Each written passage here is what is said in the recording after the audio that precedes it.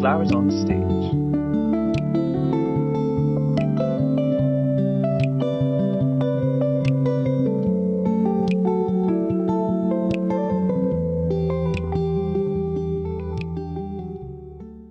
You're right that like not every day you're like uh feeling 100%, but like there's something about the stage that's like a very sacred, amazing place and an awesome opportunity to like let everything go and be in that moment. And like I also recognize like it is like an amazing opportunity, but it's also like my job to like be there every time, and it's like I don't think I think of this often, but like what comes to mind right now is like I think it was like Kobe Bryant was like wanted to play hurt or never wanted to miss a game, and people would ask why, and he's like, well, what if like that's the one game where someone came from like across the world to like see me play and I'm sitting.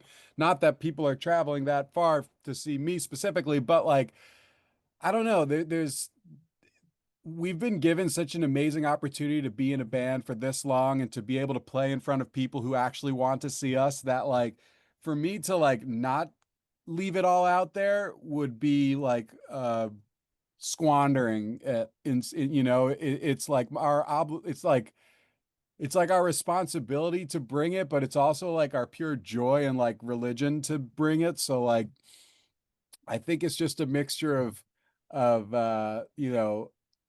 not taking it for granted ever, enjoying it and just leaning into how much fun it is, and also not wanting to let any of the people watching down in any way. Or you know touring can be like long and grueling sometimes, like that, like the reason it's our job is because of all the touring, not the show. The show is just like that's why we're here, and that's on contract and on paper why like that's our job. But like the job is more so like you're sacrificing time from home, you're in the van for a long time, the bus, whatever.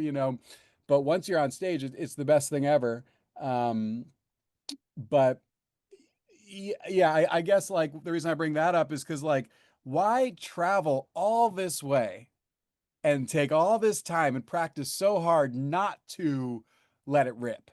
Like, what are we doing otherwise? You know what I mean? Like, it's you're working your whole life to get to this point, and to go on stage and not give it your all would make doesn't compute. Like, I don't understand how that would ever be an option.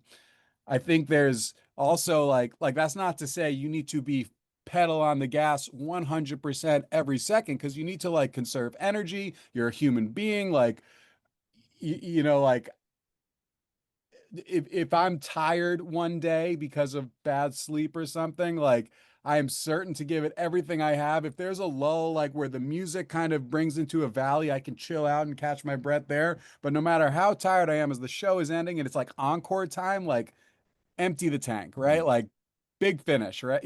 So like there's a little coaching in there, like let it rip, man. Like this is, you can relax when you're dead, relax when you're sleeping after the show. But I know I haven't let you speak in some time, but another thing that comes to mind is like even like when it comes to improvising as a band, mistakes are going to happen. It's like in the nature of the scene we're in. And just being a musician or being doing any job, being an accountant, you forgot X, Y, or Z. Like this happens. For me, like what I don't get hung up on mistakes per se. What I do hold myself accountable for is our avoidable mistakes. Did I make a mistake because I didn't rehearse this song enough?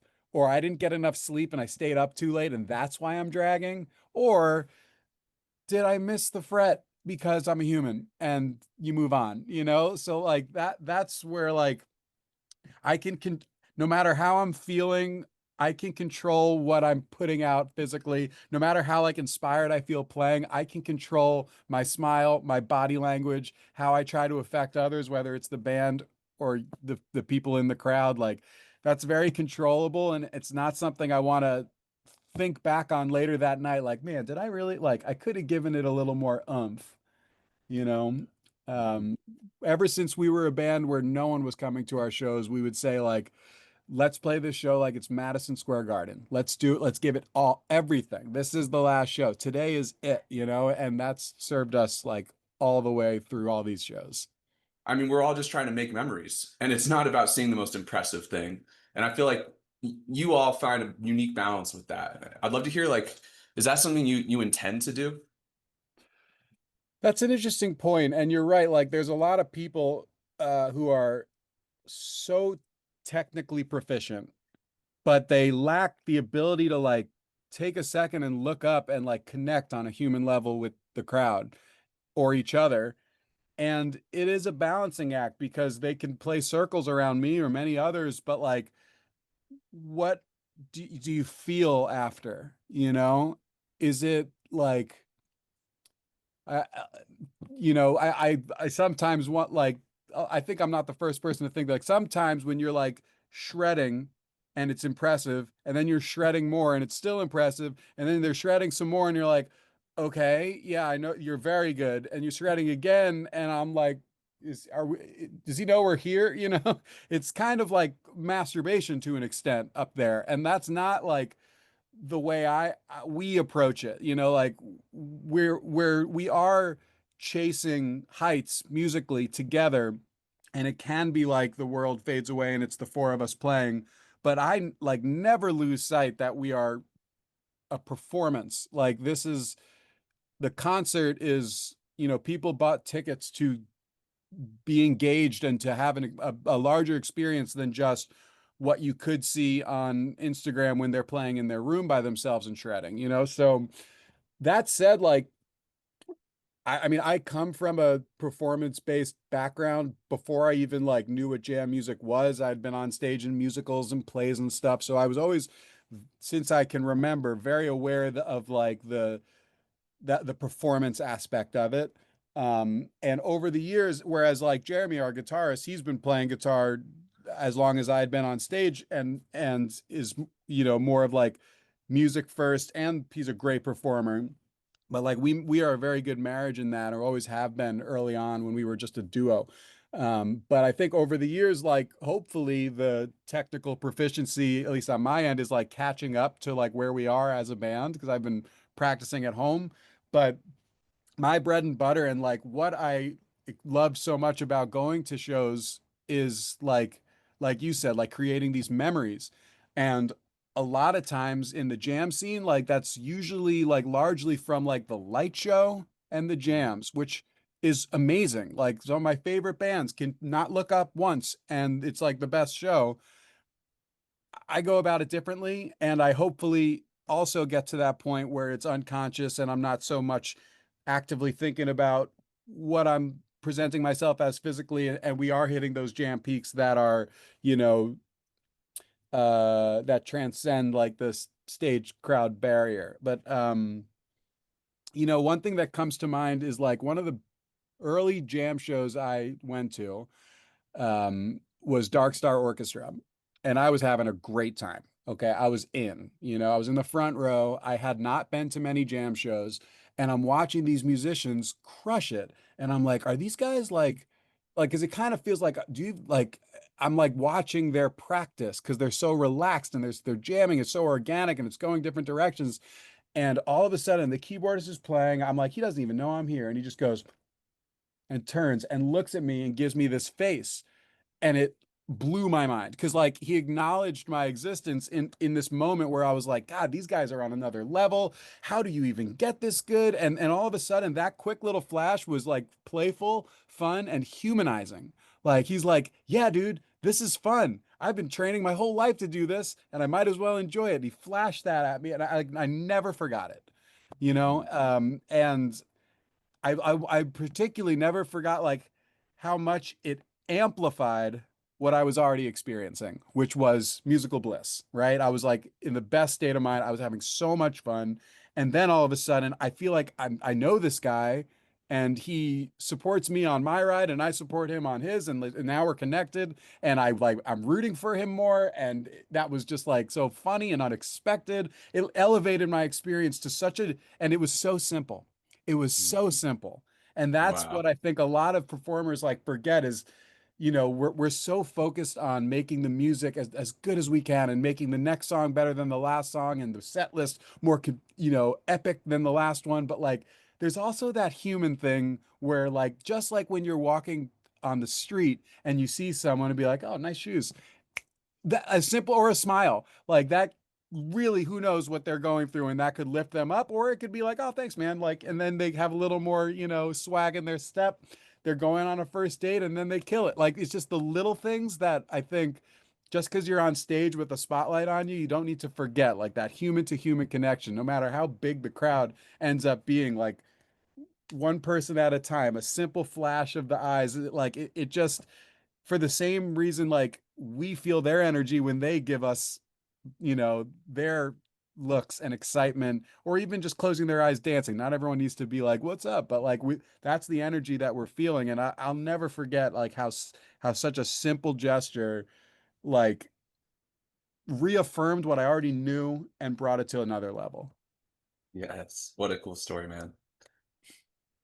I'm curious about like all the time you spent performing on stage and like looking back to young Greg, before you being such an experienced performer. Like how do you think your time on stage has changed you at All all? right, hair's gone because that wasn't there with young Greg. I mean, it was a little there.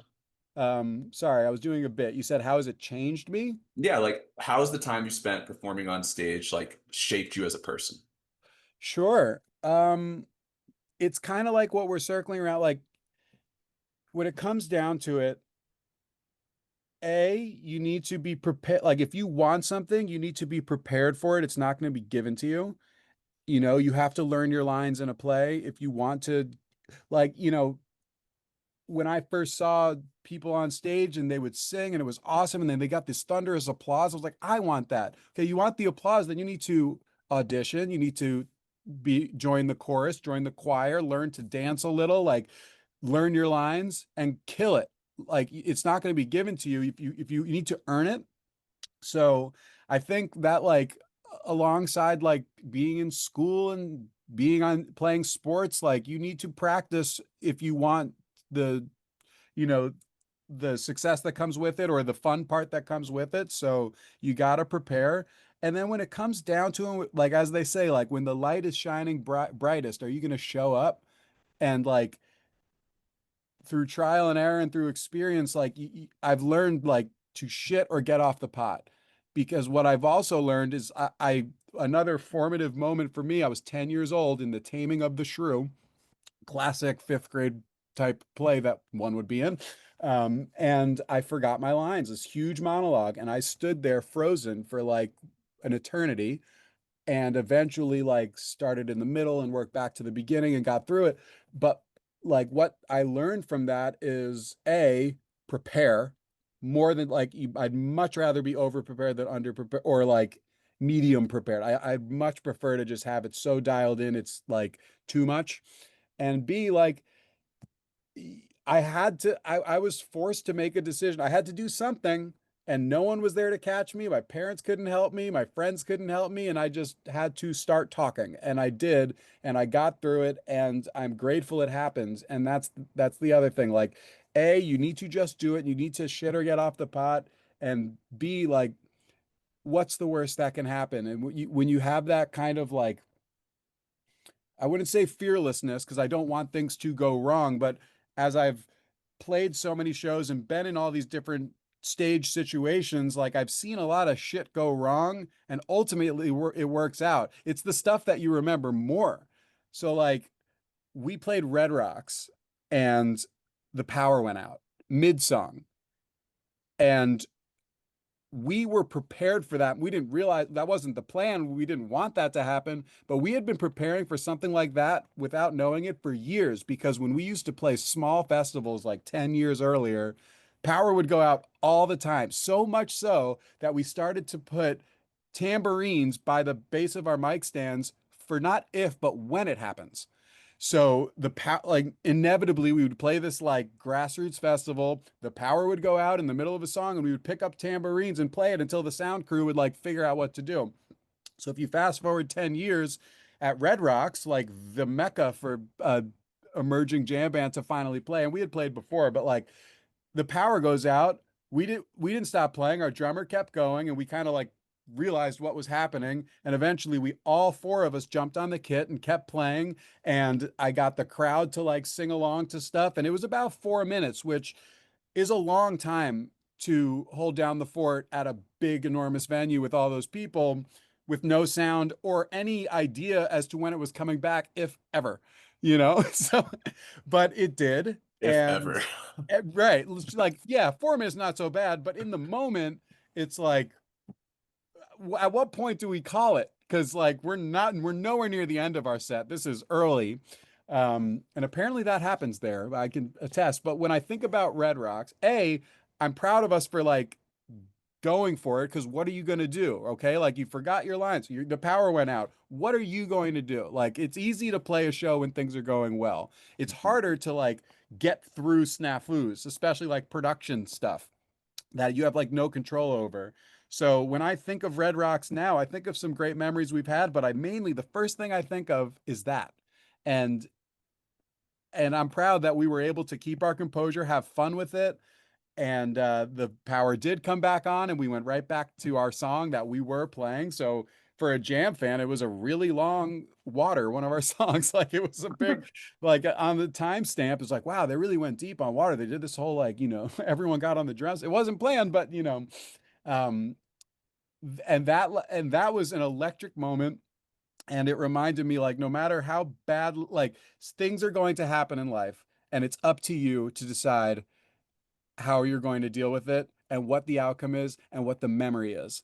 And for most people, or for a lot of people, or even for us in a different mindset, that could have been the worst moment of our career. And because we didn't, get off the pot, it's one of my fondest memories. And I think I take that in my life is like, you don't know how you're going to look back on something even when things seem like they're going very poorly.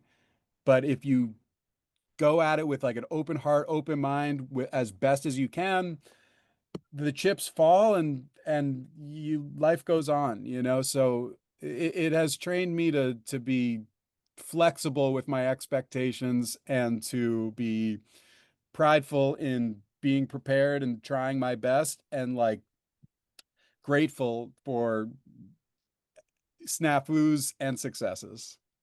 Yeah, and that story is so cool because it's like one thing to, yeah, we can just jam if the power goes out, but it's another thing to have like thousands of people like linked to your demeanor and having to, keep this positive frame when it's like a disaster. Because we can't jam like the amps were off. So but yes, like I said, when the lights are shining brightest, and that's not necessarily like this romantic thing where like you're in the spotlight and it's your turn to sing. It's like you're at Red Rocks, the power just went out, and everyone's gonna follow your lead. And this is all in hindsight. In the moment, I was like, all right, let's go. Come on. Like, like the adrenaline and the instincts kind of kicked in, but like will you show up and will you keep it on a human to human level? Like for us, we've never really felt like on a pedestal for the fan base. Like we are jam fans who play in a band, who know what it's like to be in the crowd and also know what it's like to be on stage. So like back to like that guy flashing his eyes at me that I always remembered. I carry that with me along with all of life's lessons and concert lessons and memories and just reciprocate it as best I can. But it was really intense. But again, like I truly look at it fondly. It's kind of like when something bad happens in life, I try to fast forward however many years, however bad it is, it's usually further and further out. Like when you're telling that story at a dinner table and you're laughing about it, So like first my dog died, and then of course my fish died, but wait, my hamster died too. Like how would you tell it in a way that's not like super depressing? And I I try to not take so much time to get to that Hmm. point, you know, if that makes any sense. Yeah, yeah, for sure. So, you know, jumping to the side from like all the time you spent on stage and how that's kind of shaped you. Would love to hear about like being a father. and then how you feel like that's kind of, shaped you. Boy, it's like all those cliches that you hear, like, it'll change your life, and but until you experience it, there's nothing quite as humbling and life-changing as it, and it really is a great lesson in like being selfless, more Mhm. selfless than selfish, because you're not, especially with young kids, like you're not really granted a lot of free time for yourself. And there's I should back up and say, like, that is completely wonderful. I love my kids. I love spending time with them. Um, and it's a lot harder to get stuff done. I consider myself like a recovering perfectionist and a recovering workaholic, because like it's very hard to be a workaholic and a good dad. And I'm not saying it's impossible, but it really like helped put my priorities into focus. And like, you know, when your kid is like sick over like just a flu or whatever, or throwing up, whatever it is, like, boy, does it not matter that you lost power at one show. Like it really puts things into perspective in the most beautiful way. Um, Again, like the cliche is like your heart is like outside of your body and someone else has it. And it's also important to not like to maintain to like catch yourself in that too. Cause yes, I love them entirely, and their happiness, when they're happy, I'm happy. If they're sad, it's hard for me to just be happy too, right? But it's also important not to get sucked into that like codependent thing where like if you're not happy, then I'm not happy always, because I need to lead by example too. And like it's really interesting to navigate. Um, it has taught me more lessons than anything. I am a better person now that I'm a dad, because I don't have the luxury of, everything I do just affects me. Similar to getting married. Like if I, oversleep, that's my prerogative. But if I oversleep and miss something, or I'm cranky, or and I'm affecting other people that I live with, or, I'm not, like back to what I was saying about music and practicing, like, are these avoidable mistakes or mistakes? Because believe me, I've made a ton of mistakes as a parent already. It's been 5 years and I've made tons, but were they avoidable, or was I just trying my best and I was misguided? Like, so it's um it's a great way to it's like a mirror for yourself. And it'll show you your strengths and weaknesses, and hopefully you can take those weaknesses with motivation to improve. And that's why I do feel like I'm a better person now that I'm a dad, because more accountable for Mhm. everything I do. So it is such a commitment, of course, but like words early on, it took me a while because I do like to work a lot. Jeremy and I used to manage the band together for years, and we still have management calls, and we deal with like the bigger picture. And, we used to do every single detail of our music festival, Dome Fest, and now we have help so we can like paint the picture of what we want and answer some questions and check in here and there. But they get to do we have some help to do the minutia. Um, but I would describe it to Jeremy. I was like, those days where like you have so many things to do and you just can't get it done. So you're like, I'll have to do it tomorrow. That is like every single day forever. Like it is like I am like on a row, like 2 years at that point. Like every single day, I'll just be able to do it tomorrow, tomorrow, tomorrow. But that's also because I want to be an involved dad. Have great parents who were, great role models for me, and I feel a responsibility to them and to my kids to be involved with my kid and to be there, especially considering a lot of times I am literally not there when I'm on tour, which they've grown to understand, or at least the older one, I think, has.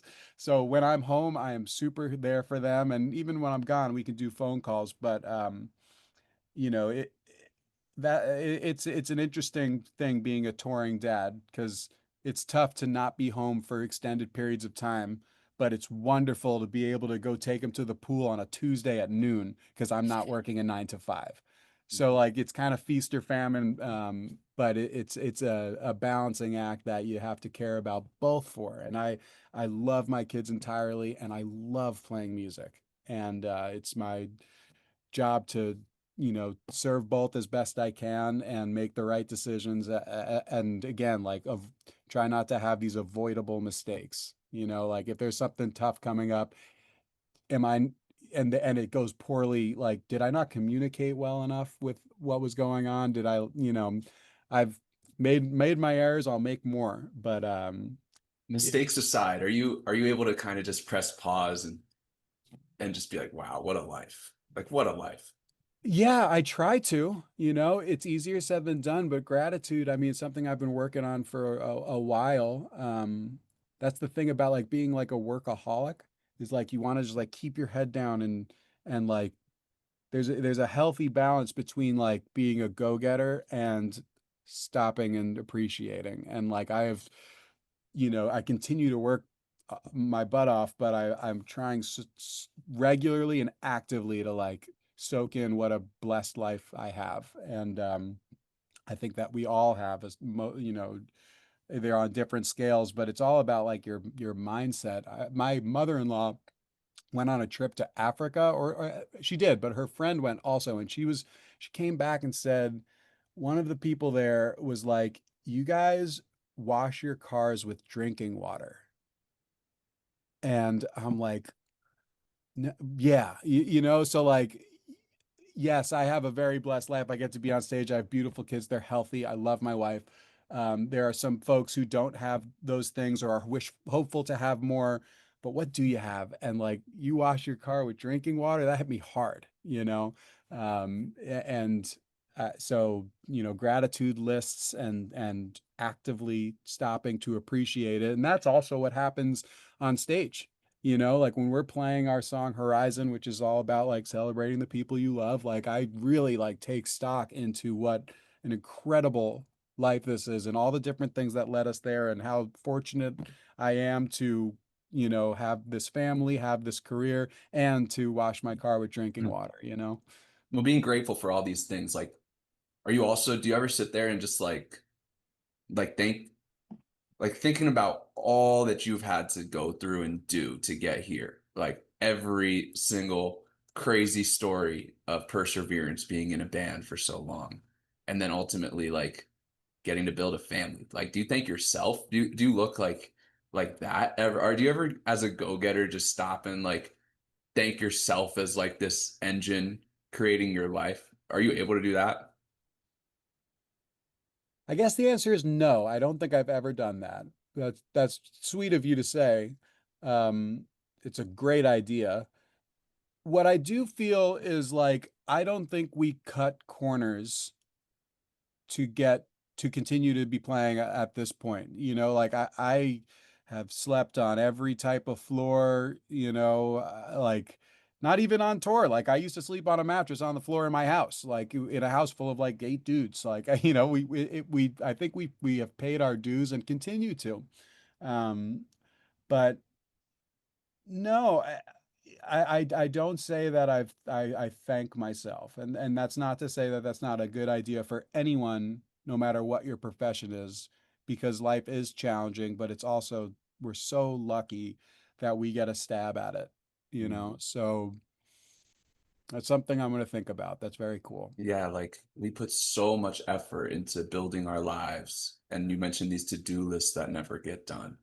But it's like it's all for something. And that something, like letting it land, is a skill in and of itself. And I feel like people who are so driven towards achievement, that kind of passes them by. I don't know you well enough to say that about you, but that's just interesting. Like you can play Red Rocks and then the shit can hit the fan and you can find a way to make it awesome. But like, do you sit there and be like, wow, I just crushed that moment. Like, let's go, Greg.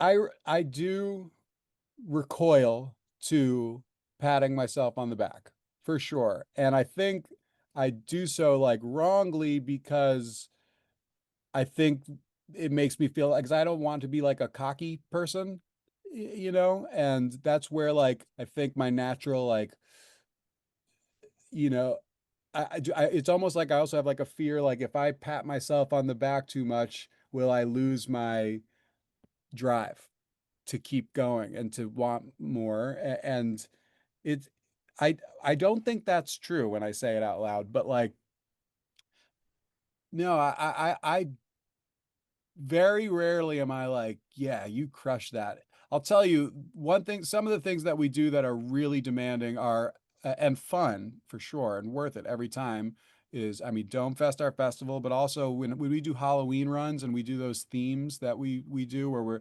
playing like we're mashing up two bands at once and our songs and like it's a lot of work. It's a lot of new music. It is so many lyrics and like again, like all I can do is try my absolute hardest to learn them all, you know? And like if I feel like I give myself a passing grade or more so like a good grade on tackling all the materials afterward and if and I practiced enough where I could enjoy the show instead of thinking like what's next, what's next, what's next, what's next, like to Mhm, be prepared enough to be present mhm, after that, every once in a while, I'll be like, "Fuck yeah, Greg!" Like that's what I'm talking about, you know. mhm, But it's rare, and I think there's also levels of that, and I think my conception of like it would make mean I'm cocky. It means that I might lose my drive, might rest on my laurels.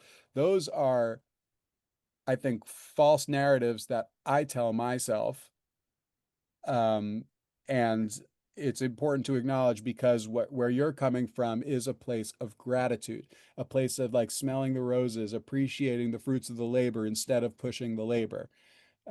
So I think what you're suggesting is healthy, and where I'm coming from is something rooted in like fear that I don't think has been proven to me. I think it's an illusion. I will say, like, what brings to my mind is like, that is why I always give everything. Because when it is said and done, like, there's not much more I could have done. Therefore, I am proud of myself. If you don't like the band, that's fine. If you didn't like that show, that's fine, you know. But if it's not because I was slacking in some sense or I didn't push it and give it all, like, I can be proud of myself for that. And ultimately, that's what matters because, you know, while we keep the fans in mind when we're crafting set lists and whatnot, like ultimately it's what we would want to see in a show. It's what we think would be the best, and hopefully that resonates with everyone else. And as long as you're, you know, and again, like the thing about like the preparedness and the hard work and whatnot, it sounds like a drag if if you just look at it that way. But A, we absolutely love it, and B, it's so we can be present. Like being prepared allows us to look up at the crowd and not get stuck in my fretboard like some of the technical musicians might do. They might be playing cooler shit than me, but I'm hopefully able to like soak it in maybe a little more or to be more connected with the experience as well as the music. And there's also moments that like as I've tried to up my chops, like there are moments where I can't afford to like look away because I'm trying to nail this run. And I just find that it's important to chase those moments and acknowledge the people you're playing for and have balance between the two. Like instead of whereas like some shows and bands are so technically proficient, they're not given the opportunity to look up because it's such a high wire act of musicianship. I like to, you know, I'll choose my moments to focus in and stick the landing musically. But when I like can play some like a song I've played a million times, I don't need to look down, so why bother? You know, like I can I pick and choose the moments where I can, you know, hone in on either side of things. What's something about life, not necessarily music, that you believe now that you didn't necessarily understand or believe growing up? I uh I don't really believe in coincidence anymore, you know. I don't That's not to say I think that this path is scripted, you know, but I feel like you read that book when it hits you, it's because you were supposed to read it now, you know, or you run into someone and you have a good talk or a bad talk, like that's supposed to happen. Like, you know, if you're doing something that you feel like you're on the right track and then you see that number you always see, you're like, yeah, I am, you know, I'm starting to believe more in the like there's like a bigger thing going on than what each of us are doing, but it's interconnected. Um, but that, but again, like there's also your 100% your free will, and whether or not these things happen is based off your decisions and everyone else's. So when they like do line up, that is, it's not like it was fated to happen, but given everyone's intentions and the options of the bigger picture, of course it happened. It's kind of hard to articulate, but there's like a faith in a bigger plan, but like not necessarily in like a religious sense, just like in uh I don't know. Yeah, I think I of feel it like like what are the odds that right. like That so e- many things have happened. The odds that you and I are on this planet being able to speak at all at the same time, you know. And I've always also been like, evidence-based, science-based, and I respect and work into this, like the biology of evolution and how we got here and the advent of technology. But there's also on the same coin, the statistical chances that you and I can have a conversation from across the country about this, or yeah, the ability to make music. I mean, again, like similarly to the how can you view this bad situation later when you're laughing at a dinner table? When I went to I studied really hard in school. I wanted to go to a good school. I put all my eggs in the basket of UNC, North Carolina, didn't get in. And I was crushed, devastated, crying. I was like, this was everything I was working toward. Worst thing that happened to me at the time. My first day of college, I met Jeremy, and now we're talking.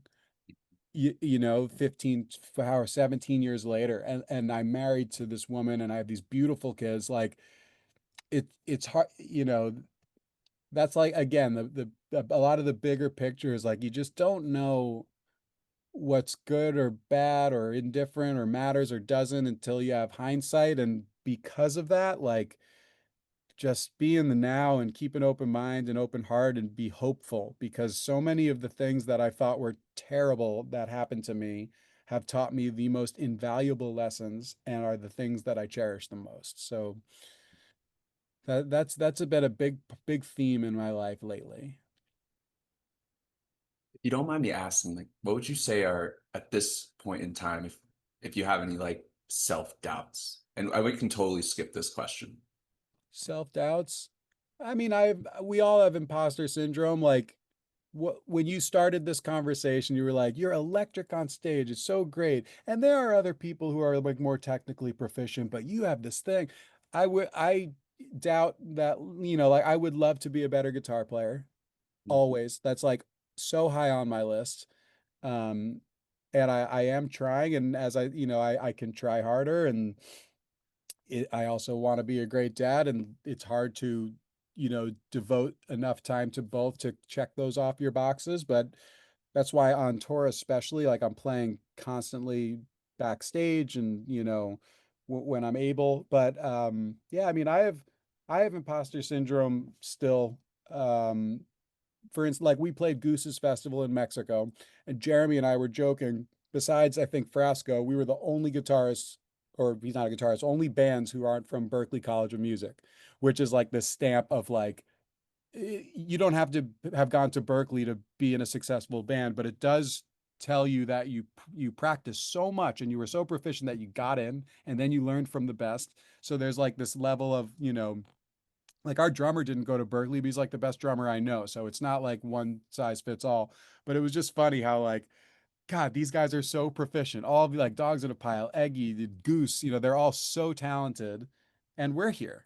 But we do something different. And I was like, I need to trust that like what we do is a different version of the memories that you cherish at a concert, and we are, like I said, continuously trying to be better musicians and to work in more technical things, but like it's that organic rush that like got us here, and it's not something we would ever abandon in order to masturbate on Guitar for you, like it's but yeah, I mean, that's an easy one. Like I wish I was a better guitar player. It's humbling to play next to Jeremy. He's an incredible guitarist. It's frustrating when he starts doing a lick that I want to harmonize on not just a basic harmony that I can hear in my head and I can't just get it to my fingers fast enough because the moment's gone. Like but hopefully I can take that as fuel to rehearse more. Nothing makes me want to practice more or quit entirely than like seeing Fish. I'm like, man, Trey is like such a good guitar player. His ability to, like John Mayer just quoted, like his mind to fretboard connection is unreal. You can hear him thinking with his notes, through his notes, and like, yeah, seeing players like that or other amazing players, it makes me want to like pick up my guitar immediately or be like, yeah, maybe not. Like, I don't, I'm joking. Yeah. Like, I can't give this. I love this, but like, you know what I mean? Like, it's like, well, I guess if that's Derek Trucks, you win. I mean, So that would probably be my number one. But like, and I'm talking about playing at Red Rocks, dude. Like, it's crazy how we all have that self-doubt in us. I'm a professional guitarist who has self-doubt about being a good enough guitarist, right? When I idolize someone's playing, it's not like it's more like their work ethic that I like. I was like, man, I wish I was the kid who at 10 years old with not no other responsibilities was just like shedding like all day long. Like those kids are, but like then I wouldn't be me and I probably would suck on stage too, like because I was doing plays and I was in sports and doing other stuff that like helped me like learn how to be on a team and to like support each other and to share the spotlight and to take the spot, um and I remind myself like they are better at certain thing. Like there's only one of this person and they can do things that I can't. And there's only one of me and I can do things that they can't. And there's only one of you and there's things that you can do that I can't. You are a fantastic interviewer thus far. Um, Thank you. and I'm sure there's many, many things. So you need to embrace your individuality. And if you really want something, like what I go to is that like, is it an avoidable mistake thing? And when I'm watching someone so good, I'm like, well, they did practice more than me. Should I be practicing more? But like, I love my relationship with my family, my home life, my kids, I learned these lyrics and stuff. Like there's all this different I'm trying to be a better songwriter and lyricist. And, it's not just, you know, who can shred the best, like you're saying. And I think we all have something special, not to get, too sentimental or, basic about it, but like we all have our own unique like spark and it gets amplified in my profession because everyone's looking at it at the same time and all of us in the band and each other and it's you know but yeah, it's interesting that like the self-doubt comes back to like this work ethic thing and that's why I say I'm a recovering workaholic. That doesn't mean I'm not practicing guitar less, but like I'm trying to give myself some grace because it's not as easy as like I get eight, I'm gonna be up for 12 hours, I'm gonna practice for 11, but that's not how it works. um Yeah. so it's like having some self-compassion, having a healthy drive, having a healthy amount of gratitude that doesn't get in the way of, striving for more. Um, it's the biggest thing I'm chasing, which I think we all are, is balance. You know, for years I've just been like so black and white, you know, like he went to Berkeley, I didn't, therefore he's better and I am not good. Like this is not how it works, That's so man. Like, interesting, man. That's so interesting you see in it that way. life, I don't like, but that it's, I catch myself Mm. thinking in these like binary ways, like, I'm a performer, he's a guitarist, and it's not one of some of each, whereas everything is this like spectrum of personality and talents and strengths and weaknesses and gratitude and drive and all this stuff. It's just like finding the medium that is healthy and beneficial for you and others. I'd love to hear you talk to me about some of the things you admire most about the other guys in the band. Interesting. Very cool. Um, well, I think that we are all so different, but we're bound for life through the love of music, and that our differences as people is what makes the music interesting. Like it's so fun to put a song together knowing that it's going to change when I bring it to everybody or vice versa, and watching it morph and hearing it, just having the drop of ego to hear it get better, not just like different. I mean, I admired Jeremy's work ethic, um, his ability to dream big while balancing like realistic ways to do that. You know, he's not just a dreamer, he has lofty goals, but he also has the micro mindset to get there. He's very humble and very uh, thorough generally. I think Ben is incredibly creative. He looks at things in ways that I never do. He has a different perspective in the most interesting ways that helps expand my perspective. I think he was the most like from the beginning, like the most like philosophical of all of us, like where I'm talking now about like coincidence and all this, like he's been tapped into that stuff for a long time, more so on the macro than whereas Jeremy is on the micro, which is a good balance. And Alex, I think like pound for pound might be the best musician in the group, but he probably practices more than all of us still.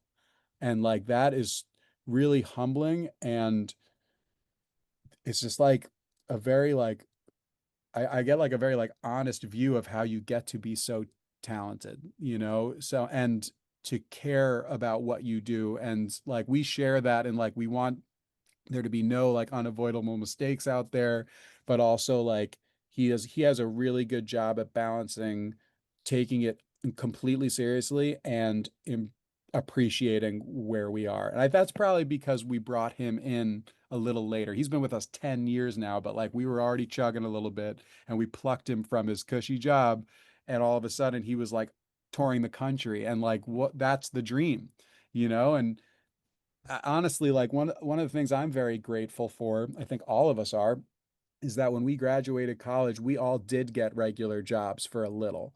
And it was we had that moment where it's like there's got to be more to life than this, because we didn't love our job, you know, and or each of our jobs. We liked parts of it, but like I remember talking to my dad at like 22, and I'm like, is this it? Like, is this all there is? Like, this is my next 43 years or whatever it is, like jump, sales or whatever it is I'm doing. Like, he's like, I don't know what to tell you, man. Like, do what you love, which is what they always say. And um, I'm really grateful that we did take the leap, and the leap allowed us to fast forward to now and have that gratitude of like, this is my job is to, you know, make music with my friends. It's incredible. At that part, it really is not lost on me how lucky we are, especially as I've seen some of our like peers come and go who are incredibly talented. These bands that I've known and loved for years who like aren't able to make it work for various different reasons. It only makes me feel more grateful for our situation.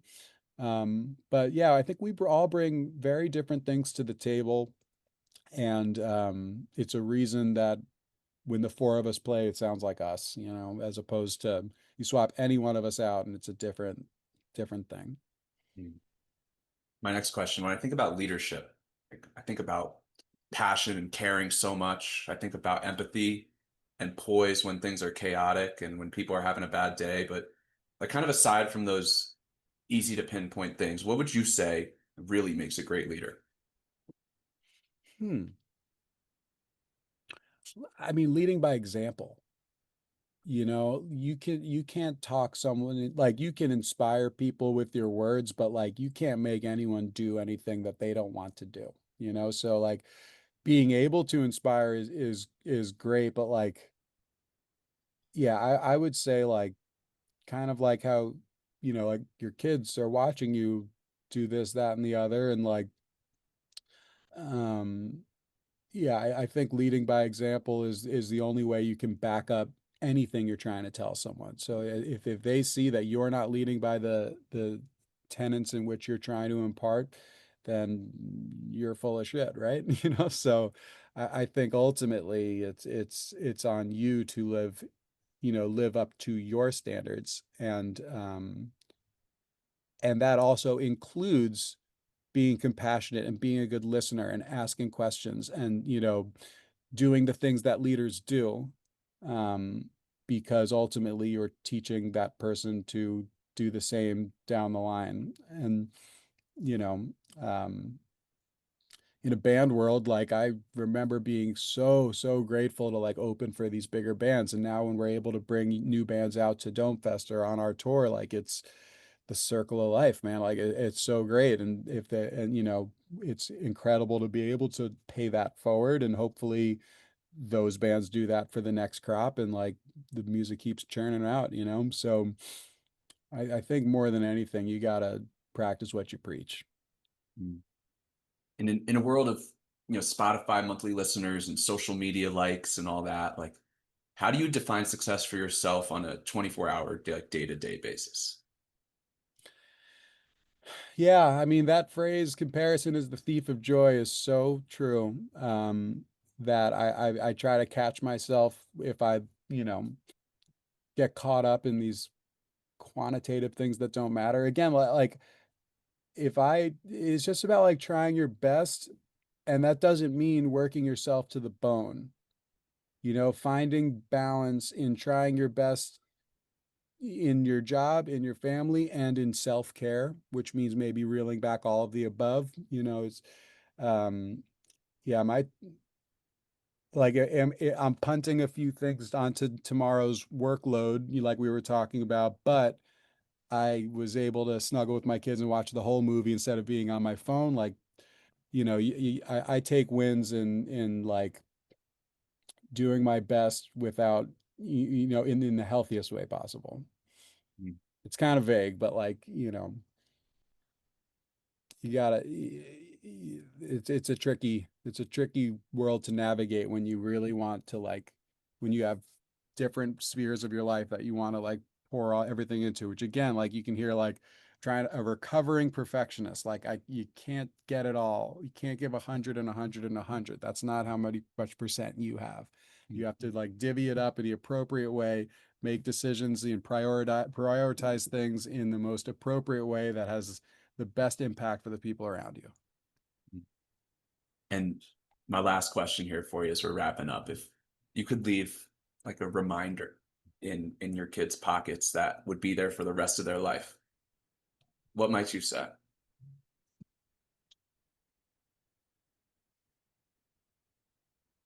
Well, obviously, that's one that I would really want to think about, but Yeah, like just get literally put on the spot be, and that's but it no, for like just be yourself is, I'm not reinventing the wheel here, but like it's kind of like what we're talking about this whole conversation, right? Like there's these I can look at this person and he's better at X, Y, and Z, but maybe I have my strengths in this, and like comparisons, the thief of joy, like all these different things. Like there is one you, be yourself and be your best self is,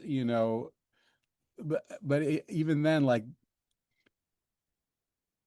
the word best is coming from my old perfectionist mindset. Like just, you can try your best, be yourself, be confident in yourself, be grateful that you are you, flaws and all, and trust your instincts and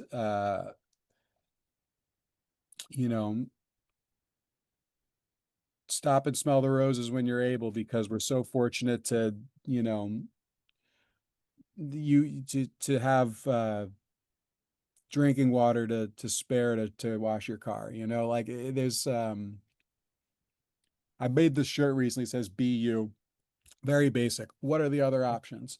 But that really does come to mind. Like don't try to be Trey, don't try to be to work, have as many spreadsheets as Jeremy, but be so esoteric as Ben, and practice my instrument as much as Alice. Like, just be yourself. Because if I was trying to be any of those guys, then it would be homogenous and the music wouldn't have four unique qualities to it. It would be inauthentic. And like, it we're all so unique that like it's a disservice to be anything but genuinely you.